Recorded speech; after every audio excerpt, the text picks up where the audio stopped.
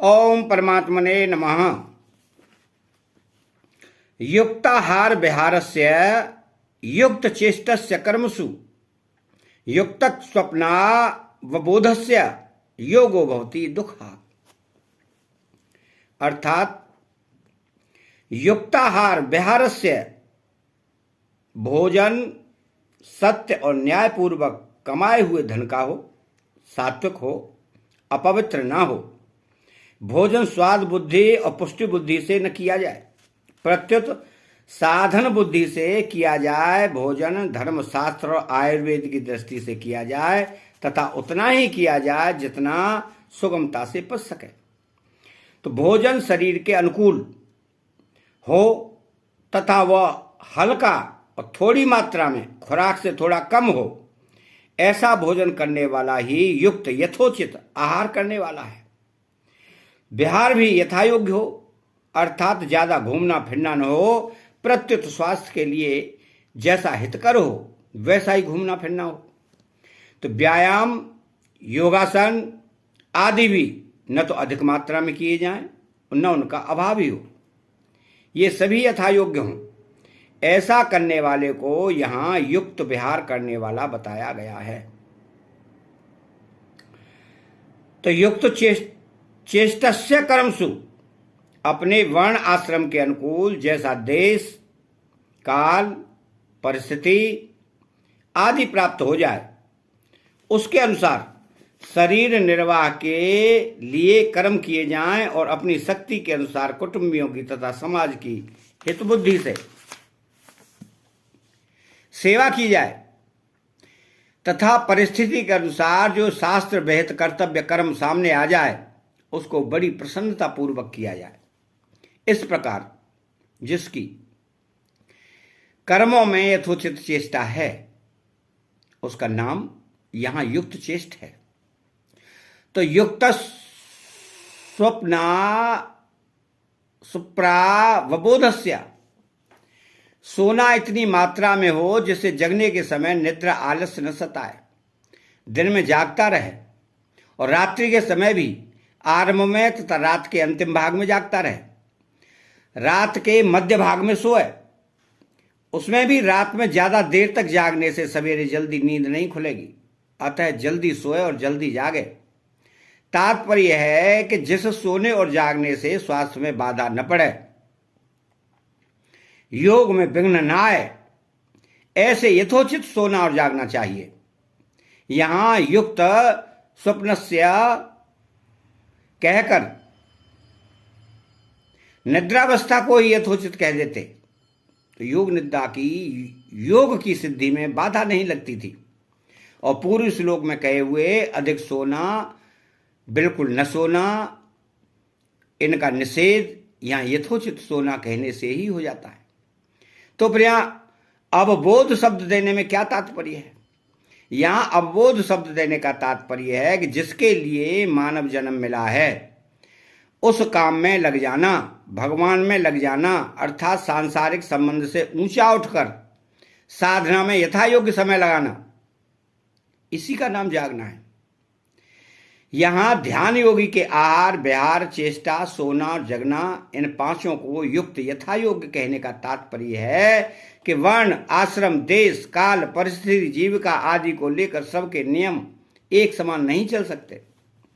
अतः जिसके लिए जैसा उचित हो वैसा करने से दुखों का नाश करने वाला योग सिद्ध हो जाता है। योगो भवति दुःखः।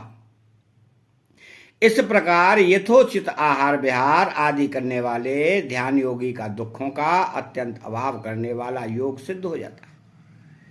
योग और भोग में विलक्षण अंतर है। योग में तो भोग का अत्यंत अभाव है, पर भोग में योग का अत्यंत अभाव नहीं है। कारण कि भोग में जो सुख होता है वह सुखानुभूति भी असत के संयोग का वियोग होने पर होती है, परंतु मनुष्य की उस वियोग पर दृष्टि न रहकर असत के संयोग पर ही दृष्टि रहती है। अतः मनुष्य भोग के सुख को संयोग जन्य ही मान लेता है और ऐसा मानने से ही भोगासक्ति पैदा होती है। इसलिए उसको दुखों का नाश करने वाले योग का अनुभव नहीं होता। दुखों का नाश करने वाला योग वही होता है जिसमें भोग का अत्यंत अभाव होता है। अब इसमें विशेष बात यह है, यद्यपि यह श्लोक ध्यान योगी के लिए कहा गया है, तथापि इस श्लोक को सभी साधक अपने काम में ले सकते हैं और इसके अनुसार अपना जीवन बनाकर अपना उद्धार कर सकते हैं। इस श्लोक में मुख्य रूप से 4 बातें बताई गई हैं: युक्त आहार विहार, युक्त कर्म, युक्त सोना, युक्त जागना। इन 4 बातों को साधक काम में कैसे लाए, इस पर विचार करना है। तो हमारे पास 24 घंटे हैं और हमारे सामने 4 काम हैं। 24 घंटों को 4 भाग देने से प्रत्येक काम के लिए 6-6 घंटे मिल जाते हैं। जैसे आहार विहार अर्थात भोजन करना, घूमना फिरना, इन शारीरिक आवश्यक कार्यों के लिए 6 घंटे। नंबर 2, कर्म अर्थात खेती, व्यापार, नौकरी आदि जीविका संबंधी कार्यों के लिए 6 घंटे। नंबर 3, सोने के लिए 6 घंटे। और नंबर 4, जागने अर्थात भगवत प्राप्ति के लिए जप, ध्यान, साधन, भजन, यथा कीर्तन आदि के लिए 6 घंटे। इन 4 बातों के भी 2-2 बातों के 2 विभाग हैं। एक विभाग उपार्जन अर्थात कमाने का है, दूसरा विभाग व्यय अर्थात खर्चे का है। तो युक्त कर्म और युक्त जाना, ये 2 बातें उपार्जन की हैं। युक्त आहार विहार और युक्त सोना, ये 2 बातें व्यय की हैं। उपार्जन और व्यय, इन 2 विभागों के लिए हमारे पास 2 प्रकार की पूंजी है। नंबर 1 सांसारिक धन धान्य, नंबर 2 आयु। तो धन धान्य में व्यय और उपार्जन, व्यय में आहार विहार, उपार्जन में जीविका संबंधी कर्म। अब आयु का व्यय और उपार्जन, सोना और जागना, साधन भजन। तो पहली पूंजी धन धान्य पर विचार किया जाए तो उपार्जन अधिक करना तो चल जाएगा, पर उपार्जन की अपेक्षा अधिक खर्चा करने से काम नहीं चलेगा। इसलिए आहार विहार में 6 घंटे न लगाकर 4 घंटे से ही काम चला ले और खेती व्यापार आदि में 8 घंटे लगा दे। तात्पर्य है कि आहार विहार का समय कम करके जीविका संबंधी कार्यों में अधिक समय लगा दे। दूसरी पूंजी आयु पर विचार किया जाए तो सोने में आयु व्यर्थ खर्च होती है, अतः सोने में 6 घंटे न लगाकर 4 घंटे से ही काम चला ले और भजन ध्यान आदि में 8 घंटे लगा दे। तात्पर्य है कि जितना कम सोने से काम चल जाए उतना चला ले और नींद का बचा हुआ समय भगवान के भजन ध्यान आदि में लगा दे। इस उपार्जन साधन भजन की मात्रा तो दिन प्रतिदिन बढ़ती ही रहनी चाहिए। क्यों?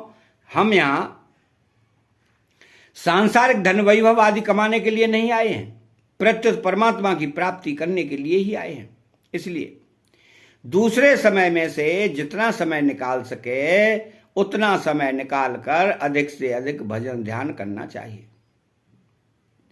दूसरी बात, जीविका संबंधी कर्म करते समय भी भगवान को याद रखे और सोते समय भी भगवान को याद रखे। सोते समय यह समझे कि अब तक चलते फिरते बैठकर भजन किया है, अब लेटकर भजन करना है। लेटकर भजन करते करते नींद आ जाए तो आ जाए, पर नींद के लिए नींद नहीं लेनी है।